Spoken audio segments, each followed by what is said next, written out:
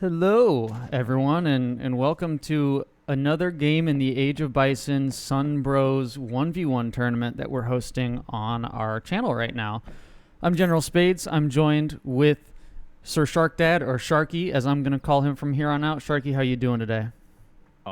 It's great. I'm glad to be casting another game, and even better to be in the passenger seat this time. You sound fantastic. That new mic coming through crispy and clear. But we're not here. We're not here to talk about you and me. We're here to talk about Tio and LFS, who are playing in a best of 5 elimination bracket. So loser goes home. Winner advances to the elimination finals.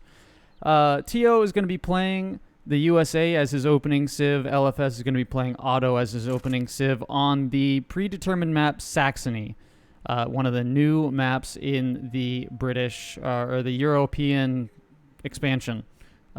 Talk a little bit about this map, Sharky, and what you expect from these players. Right. So Saxony is obviously one of the new European maps. I would say it probably favors red side, especially if you're playing Ottomans, just because the 3 trade posts are on the opposite bank on their side, with only one being on the United States side here.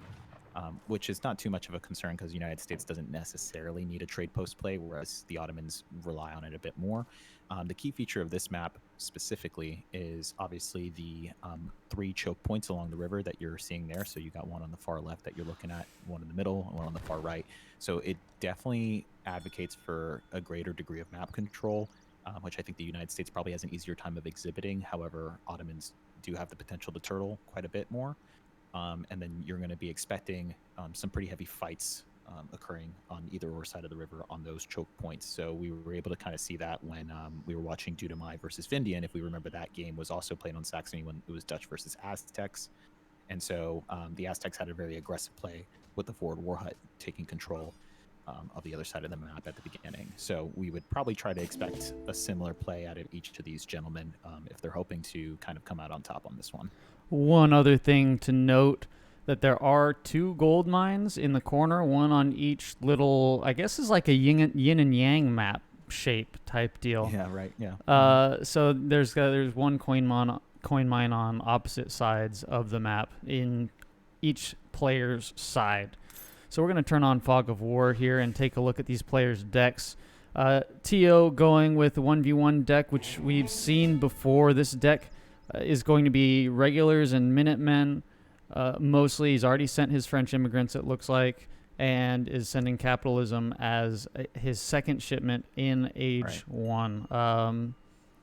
Sharky, you are somewhat of a USA main. I know we talk about this a lot, but is this deck seems, it's something that Tio is comfortable with, but B, it's seen effectiveness in tournament play.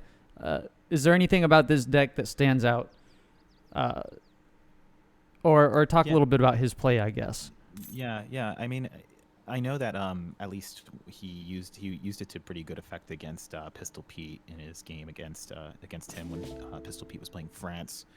If we remember that recent cast. And the thing with this play, as you know, somebody who does main the United States, I find that it's kind of a bit, if you can pull it off, great. It's a combination of Minutemen with regulars, Minutemen pop along with Culpepper Minutemen, and then he has some regulars that come in. I just think it probably requires too many shipments in the beginning and doesn't have as much potency behind it, especially against Ottomans that can mass early and maybe a struggle. So I'm interested to see how that's going to play out, especially because Ottomans can definitely get some Husk cards out in the beginning, plus with the Abos. So that's kind of hurt against the Minutemen composition. I personally, when I'm playing against Ottomans, I tend to go for a naked fast fortress right into the Gatling guns. Especially because Ottomans are going to have such a vicious fortress timing, or you can do a nice Age 2 push with regulars using a Pennsylvania Age up. And now we see, obviously, on the Ottoman side, which I'm not terribly familiar with, but that's a much more interesting deck from LFS, I think, going up with the Governor, whereas native treaties there in Age 2. Native treaties in Age 2 with the Palace of Intrigue. We did see the United States player going up with Virginia as well. Okay. So maybe a little bit off meta in that sense. LFS is going to be hit the Age first. and probably, I'd imagine, place this outpost in a forward location. You can see he's taken a trade post. This is the House of Hanover. So they get the Totenkopf Hussar, they get some drummers, and a whole bunch of interesting texts. Immediately sends a random card in each deck. That's fun. That has a potential to be either very good. It would never really be disastrous because it's a free card from your deck. But if you get the right card, you could hit a massive power spike and really take advantage of that. And it's fairly cheap too, at 125 res per, or each of the three resources. We do see Hussar, or the Totenkopf Hussar coming out immediately. Going to come in for some raids, I'm sure. The outpost does get dropped down in base. And we see some Minutemen doing Minutemen thing and taking treasures for the USA player. The thing is that LFS is going to be watching Tayo's previous games, right? So then he's going to know that Tayo's going to go for those early Minutemen pops. And so it's pretty smart on his part, I think, to incorporate. And what we know from LFS is that he likes a much more aggressive play. I think he likes to raid a bit more. And so what I see here is that obviously he went native treaties, right? He got a 3 pop early, right? Through basically free through the card, and then he was also queuing another mass of those Hussar. And so he's going to be able to really get some raids in here pretty quickly, but also he's going to be able to counter those Minutemen, because Minutemen are not really favorable for trades when you're going up against heavy infantry like you would with his Janissaries. But this is going to be pretty good here as the Hussar now coming into the base. He's going to see what he can see going after. Is that a Courrier de Bois? That is a CDB, and Tio immediately going defensive, bringing his entire unit mass. He's got a batch of Minutemen here, and he's got a batch of regulars. These Hussar raids this is actually a fairly potent raid here from LFS. We've got, what is that, eight native Hussar coming in the base. Granted, we do have a decent chunk of infantry here to defend this, but the Hussar are just going to be running around. They're going to get this other CDB down just after the house goes up. So really unfortunate timing for there. Wasn't able to get the CDB off in time, but that CDB is crucially important for the early United States. You know, you only get 3 of those, and they do not come back. You can't train those again. So we'll do a quick stock take here. 17 vills each, it looks like. So the raids have been repelled for the most part. Here we go, another one. And we've got more coming in. And there's just raids going on everywhere. There's going to be another 2 villagers go down. So 2 villagers in a CDB with raids up in the north. So that's going to be another. He's going to get the second CDB down. It's interesting how he's able to pick them off. Now, kudos to Tayo. I mean, this is a very sizable mass at sub 7, right? So when we were seeing, I mean, we're over 7 minutes now, but at sub 7, he had 2 batches of Minutemen and basically 2 to 3 batches of regulars, which is pretty good.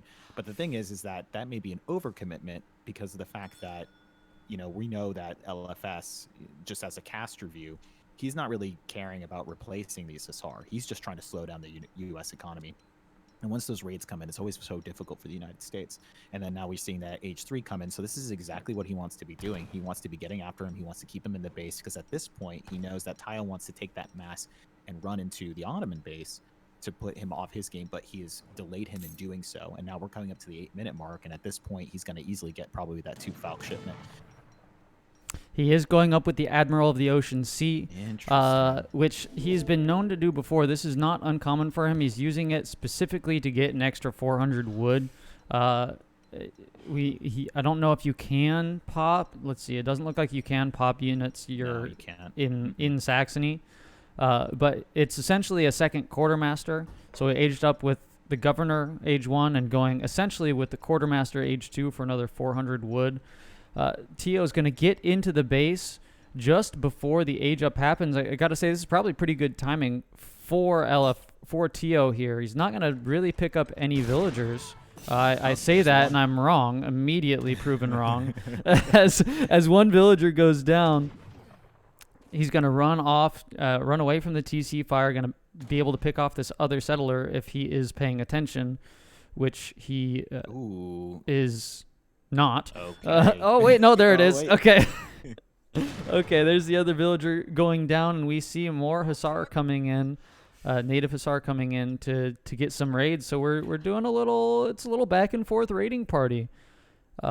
Tio, I would say has a little bit of an advantage in terms of what he has economically. He's got he's got the barracks, he's got the housing pop, but these raids are going to be pretty devastating. These villagers, unfortunately, are just not in a good position.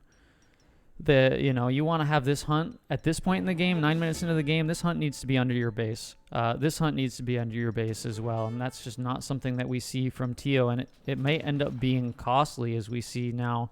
Still 17 to 18 vills, so nothing really major here, but here come even more raids, and this mass is going to have to come back and defend against this as more vills go down. LFS up to 19, and that's 4 villagers down under the TC from Tio. So that's really effective raiding on LFS's part. And again, a huge idling of the economy, 14 there idle. And then on the Ottoman side, I think that he is, going to be floating quite a bit of resources. He was idled a little bit there, but so he's with got over 1,000 wood. Yeah, 1,000 wood, 1,000 food sitting around, going to be gathering up a lot of coin. He is in age 3 though, so he does have advantage, even though Tio has a score lead. 700 coin coming in for Tio here. He's going to gather that up and look to match match the TO's or match LFS's age up, so you can get those veterancy upgrades, and you can start sending cards like Continental Rangers, United States Marines, and then you can get these pop of Pulaski's and Armand's Legion. Lots of powerful age 3 USA cards ready and waiting to be sent, as we'll see that age 3 get queued in just a couple of seconds. Does LFS have any sort of military production? Because you want to be able to, by my estimation, you want to be able to have some units out, and then you can start pushing in, because you don't want to give the United States any sort of breathing room to get those H3 cards in, because that's exactly where they shine. So far, all we've seen are Hussar out on the field, but he hasn't really done any sort of with that, he's floating 1,000 wood, hasn't built any sort of barracks or stables or anything, not even an extra TC to get his villager production up. I'm really wondering what his plan is here. It looks like he's trying to spam drummers, or I'm not exactly sure what he's doing, but the only method of military that he has available to him right now is from this House of Hanover. So that's the only thing he's producing, not training any villagers right now. And like you said, not having the second TP floating 1,000 wood, it's really not a good look for the Ottoman player here, as this military, even with just the Minutemen and the 1 barracks, this is a pretty formidable force that we have out here for Tio. And he's going to be able to push into that. There's that age 3 with New Hampshire, which I believe is another naval-oriented age 3. Am I incorrect there? It gives you the potential to send in a factory, which will cost 250 food and 250 wood, and then it will also give you access to the Napoleon guns, 2 of them. Gotcha. So he cannot send the Napoleon guns, as he's currently popped, and has also taken House of Wetton, which cuirassiers and Trabants, and what is and a fort wagon. Okay. And then marriage politics, which is for 300 food, is a pretty impressive card. Yeah. For any civilization. So I would expect that to probably be sent fairly soon, just to get those veterancy upgrades for the regulars. I wonder if we're going to see any sort of strange industrial play for the Ottoman side on LFS. He does have the res to go to age 4 at this point, or will very shortly. Does he even have a market? He doesn't have a market up, so he can't buy. He did send in that coin, though. Not that he really needs to buy, because there it is. There's the age 4 timing coming in right there, going up with the Tycoon. So what's the win condition for both of these teams? It's been really quiet this entire game. Give me the breakdown of what you see as the win conditions for both of these teams right now. think the United States needs to go ahead, and I'm going to favor a more aggressive play, but he needed to be pushing now. I mean, if you're seeing that there's not really any raids going on, he needed to be scouting a little bit more with the Explorer, I think. And then, there's the Nizam. That's going to be so rough to deal with. That's what he was saving his wood for. Exactly. You kind of see that in the deck, and I think that maybe the Chapka Ulan, you wanted to get that pop originally. Once you go right up to H3, he would have had the resources for it, and then just push with your mass and see if you can get after the TC. That would be so his window is kind of narrowing now that he sees the H4 coming in, but he does have the Marines out, which is good. Whereas on the Ottoman side, I feel like he wanted to slow down the action. He did accomplish a lot with the raids, but I think perhaps he maybe did a little too much, perhaps. That the additional batches of Hussar was probably unnecessary, and he could have probably aged up a bit sooner. Usually you want your fast industrial timing to be around 10, 11-minute mark if you made a few units in there. So I'm very interested to see exactly how this is going to play out. But if you can get those Ulan out, I always feel like the Chapka Ulan are such a huge win condition for the United States. I can't tell you how many games I've won with just that pop of the Pulaski's Legion. But man, Fusiliers, Nizam Fusiliers, I've also had some very, very devastating, disheartening games against them when somebody knows how to micro their stances. So I'm very curious. Another interesting thing is that the Ottoman player has yet to, he has, like you mentioned at the beginning of the game, he's got these 3 trade routes on both sides, or on his side of the river, and didn't do anything with them. He only built the one, which got sieged down by, with just a few throws, I might add, by the regulars and by the Minutemen. As we are seeing Top Coup Corps. I don't know if I'm pronouncing that right. I'm probably not, but that's coming in. So those are going to be some great bombards that are about to pop. There they are, right on top of the Minutemen. Oh, this is a terrible pop.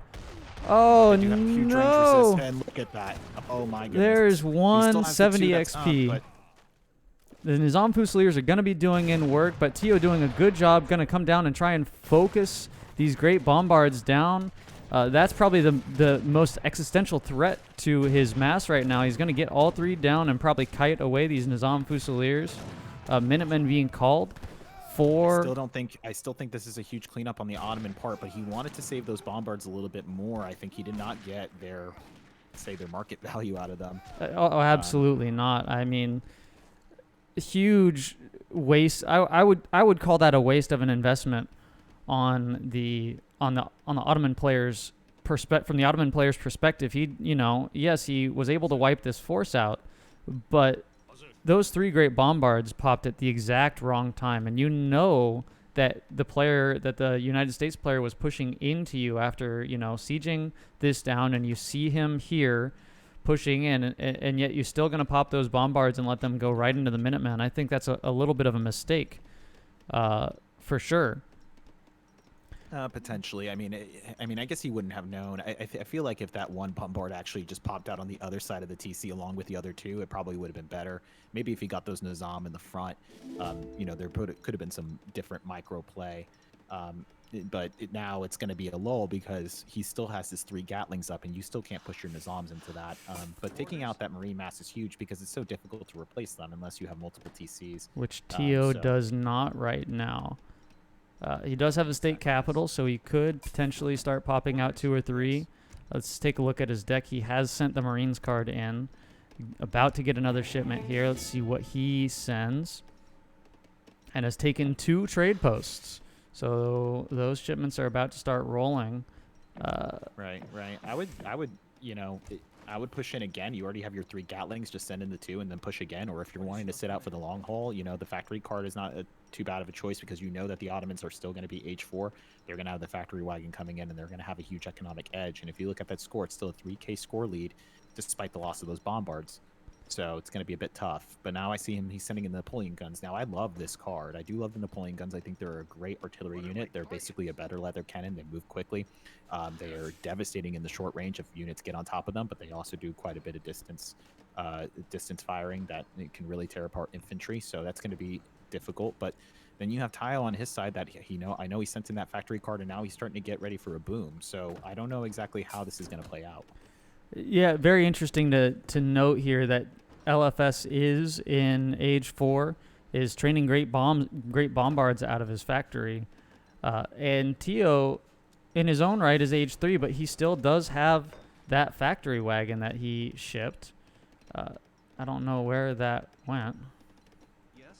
It's somewhere, is it not? Did he send in a factory? I think Has he's he? sending Oh, in he the hasn't Napoleon, sent no, it he's out. sending in the Napoleon guns. Okay, Yeah, so there's the exactly. Napoleon guns, but he does still have access to that factory for 250 food, 250 wood. So now with the Napoleon guns and the now veteran Marines and sharpshooters we're seeing coming out now, it's going to be interesting to see this engagement that I suspect is going to be coming very soon. As we take a look over at LFS, who's still at 25 villagers, which tells me that he hasn't yet researched the mosque tech for more villagers. He's sitting on 2,000 food right now and basically no res of anything else. So rebalancing his macro would be good unless he wanted to send in, I guess, the Spahi, and then maybe he can get a good counter charge in there to take out the artillery. But I think those bombards, if you can get a couple of them out, they should be able to counter at distance both the Napoleon guns and the Gatling guns, because we know they have both terribly short range despite how effective they are against infantry. So he's going to want to try to, he's going to have to be anticipating that the artillery, that the Gatling guns are out specifically, right? So he probably scouted that earlier, and he's going to be anticipating that, hopefully. But, once again, if you continue to give the United States time, they can just remass and remass. Despite the Ottoman advantage of not having to train settlers, everything can go to military production. Which it's is still a struggle. I might add, slowly slipping away as, he's not training, doesn't have to train settlers, doesn't have to press Q, but he does have to research this mosque tech. So he's been stuck on 25 villagers for a while, and we finally see that Tio, despite the early raids, has taken a villager lead, is just massing units behind this. There's Fort Hamilton going up. The second TC is going up. And the next card that USA sends, thanks to his 2 trade posts, is going to be New Hampshire Manufacturing. So he's going to get that factory up and match the amount of factories that the Ottoman player has right now. So I think things are slowly swinging in the favor of the United States player here, Tio.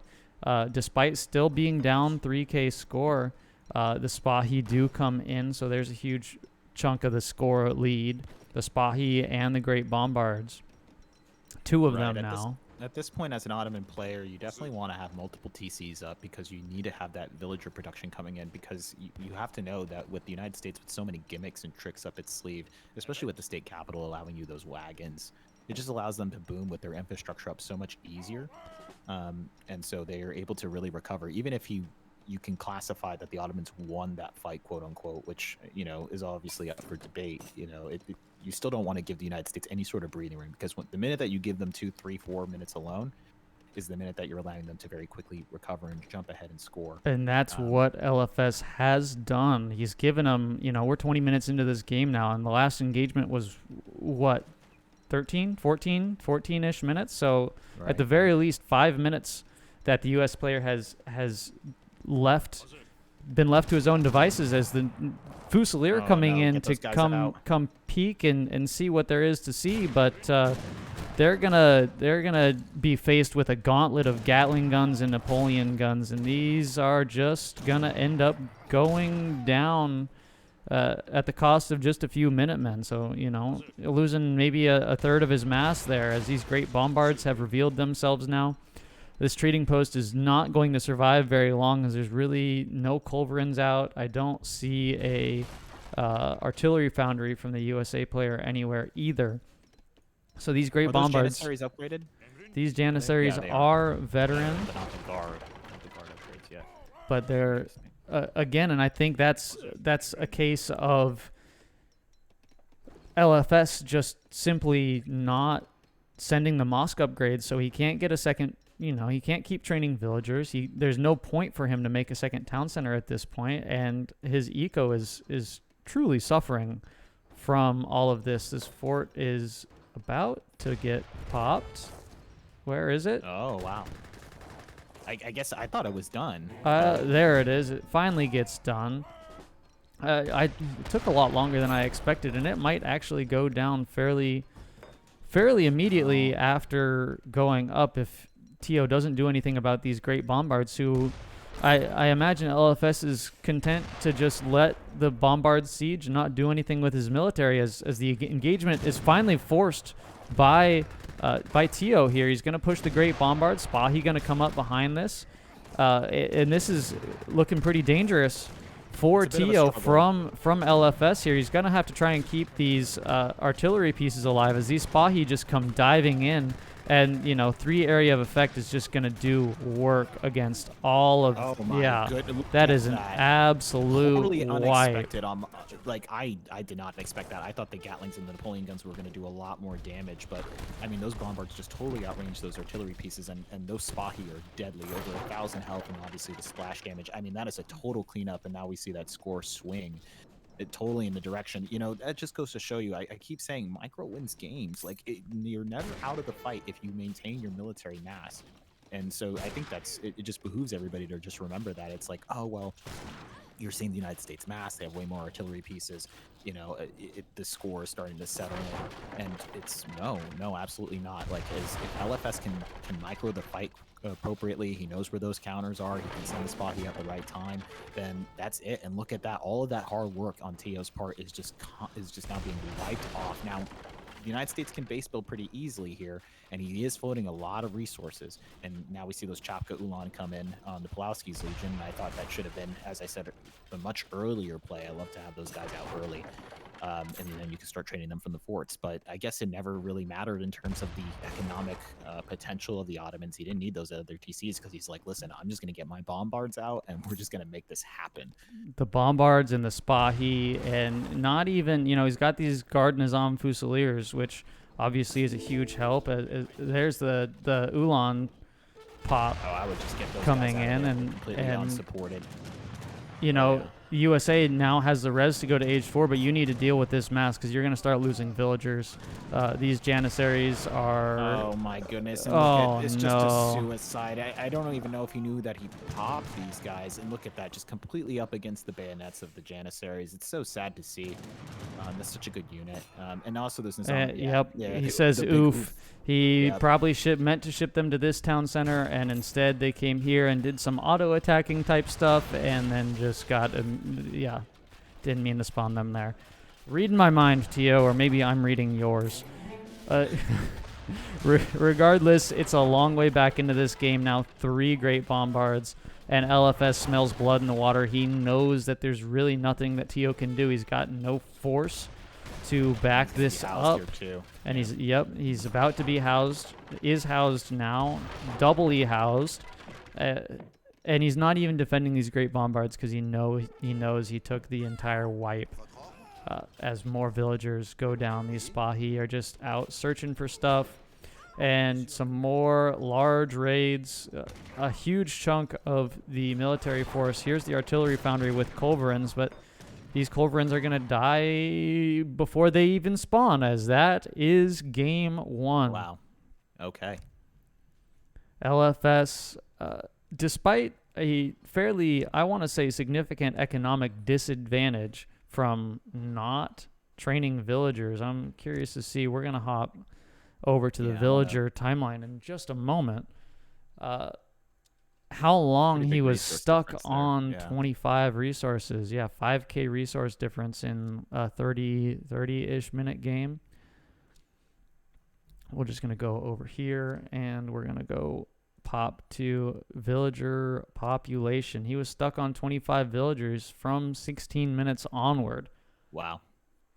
And yet it didn't matter. You take an age lead, and you've got the Nizam Fusiliers that didn't die. And then, obviously, it's the really unfortunate pop. And Right.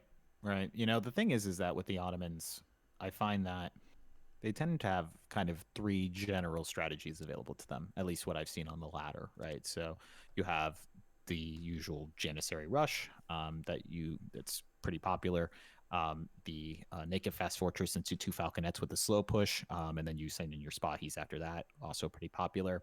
And then what's been going on now is that you have the Nizam FI, right, which is what we saw here, kind of a rendition of that. And then you have a turtling FI with the multiple TCs that can come into play. And the thing is that there's therefore a window of opportunity. Like if you know as a US player that he's going for the F5, there's a window of opportunity there where his mass was critical, right? There was only one TC, and he could have right clicked it. He had his Marines, he had the Gatlings, and he didn't go for it. And so when you give the Ottoman player time to then remass his bombards after that initial fight, or even earlier than that, but like not even right clicking before he got the bombards, you're just giving them time.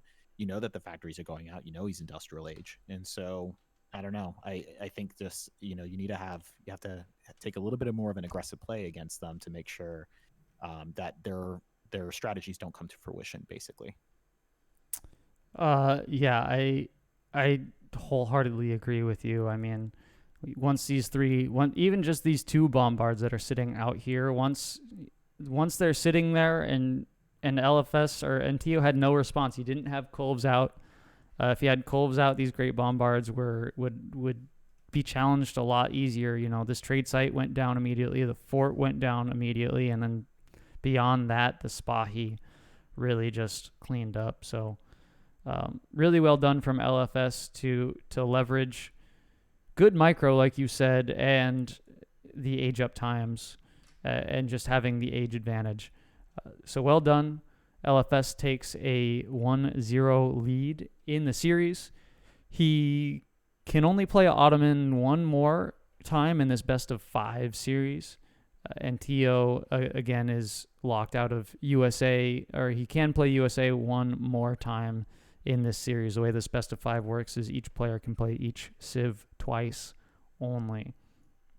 So we will see you in the next game. If you like what you saw, like the video and subscribe if you want to see more. Do all the things.